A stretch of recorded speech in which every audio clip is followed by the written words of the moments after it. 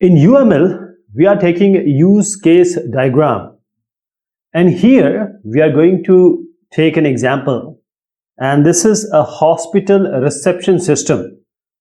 So we are going to make this, and beforehand let me give you a brief about the notations. In UML, what are the different notations? The initial or starting, or you can say the external, is the actor. We call them as actor, and they are represented as stick picture.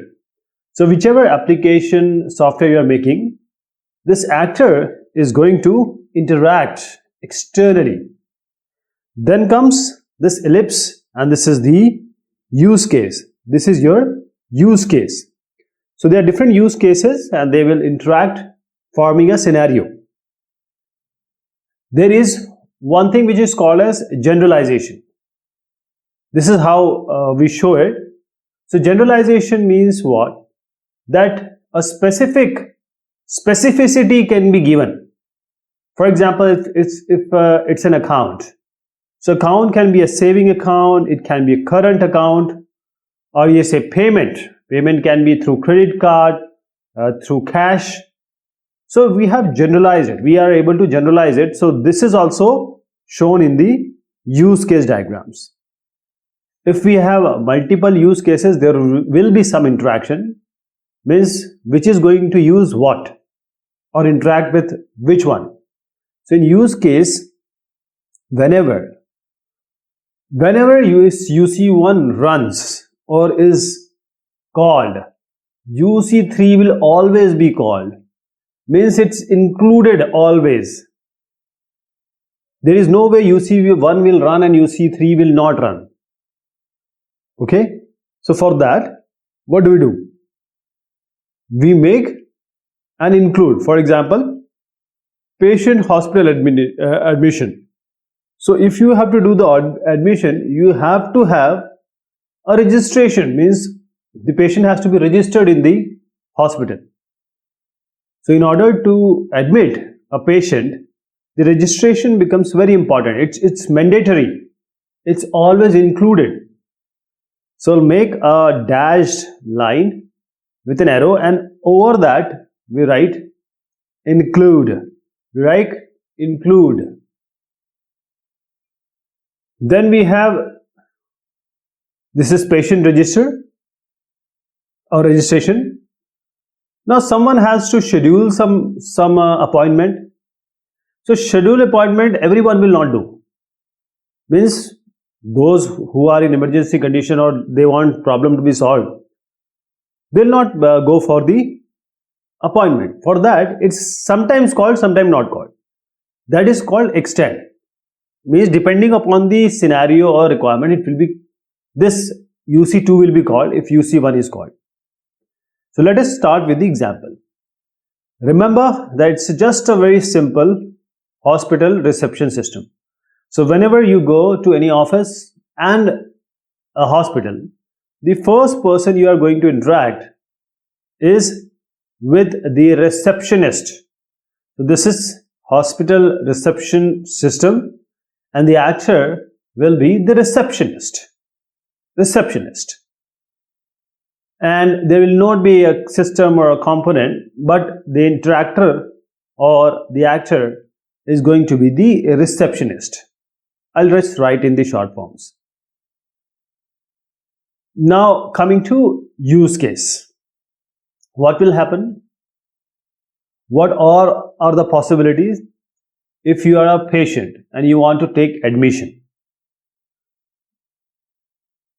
Then what?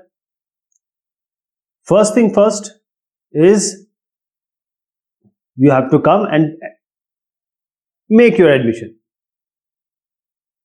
So either you have to come and register, and before that, let me tell you, patient also can be an actor. But as I said, that my scenario doesn't want it. HRS does not want patient to be as an actor. That's why I didn't include it. So as I was saying, that this is patient coming for hospital admission. two things can happen. He can go to OPD, he will come, he'll just show the doctor and take the medicine and go. Otherwise, if a patient needs, is critical or has some problem or is scheduling some,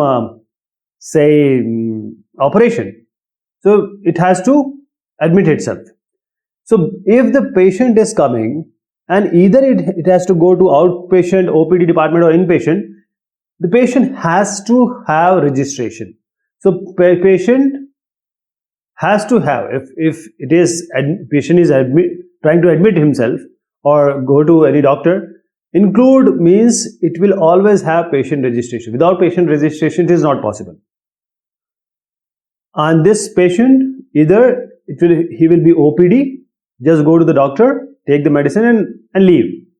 Otherwise, it will be getting some bed and it will stay there till the operation is over or till his treatment is over.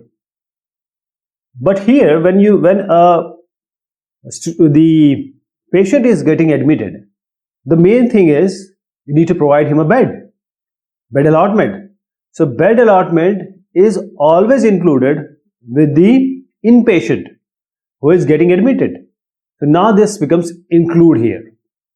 It's always included. Whenever IPA runs, bed allotment also runs. A patient comes for registration.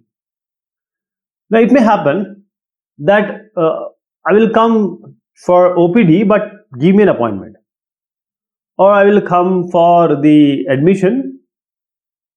I have some appendicitis. I have appendix operation, so I'll come and I'll get admitted for my surgery. For again that he or she needs appointment. That is, you are scheduling two things, either a OPD or either the inpatient admission. So these two situations will not arise every day or not every time. Most of the people who wants, they come for OPD and they just go. But who come and register and they say, okay, we'll come after some days, or please schedule our, because doctor is not available on that day. Doctor has said, okay, come on Thursday. So these two are sometimes called depending upon the doctor availability or the patient availability or his comfort. Because as I said, inpatient bed allotted is included, but here this is extended. Patient has registered, now he wants to schedule some appointment or schedule some admission. So these two are extended, not included, because they are not called every time. And there are certain things you can also add here, but let me tell you that there should be a boundary. Main thing is boundary. That is, you have to show that this is my system boundary. You don't put a lot of detail. It's just a simple interaction, who interacts with whom, who needs what, and what kind of relationship it has with the other one, means what are the different scenarios or different use cases interact with each other.